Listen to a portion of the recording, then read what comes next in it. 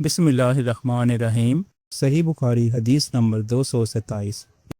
एक औरत ने रसूल करीम सल्लल्लाहु अलैहि वसल्लम की खिदमत में हाजिर होकर अर्ज़ की कि हुज़ूर फरमाइए, हम में से किसी औरत को कपड़े में हैज़ आ जाए तो वो क्या करे? आप सल्लल्लाहु अलैहि वसल्लम ने फरमाया कि पहले उसे खुरचे, फिर पानी से रगड़े और पानी से धो डाले और उसी कपड़े में नमाज पढ़ लो। सही बुखारी हदीस नंबर 228।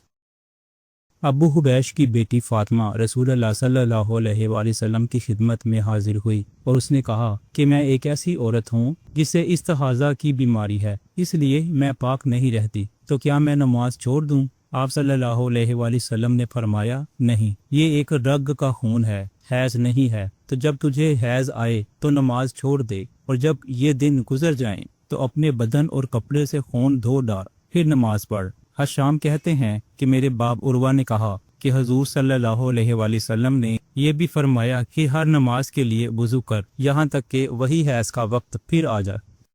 सही बुखारी हदीस नंबर 229।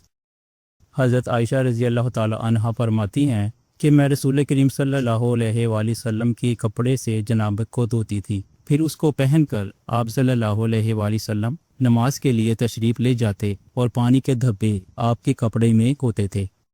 सही बुखारी हदीस नंबर 230। मैंने हज़रत आयशा रज़ियल्लाहु ताला अन्हा से उस मनी के बारे में पूछा जो कपड़े को लग जाए, तो उन्होंने फरमाया कि मैं मनी को रसूल करीम सल्लल्लाहु अलैहि वसल्लम के कपड़े से धो डालती थी, फिर आप नमाज के लिए बाहर तशरीफ़ ले जाते और धोने का निशान यानी पानी के धब्बे आप सल्लल्लाहु अलैहि वसल्लम के कपड़े में बाकी होते।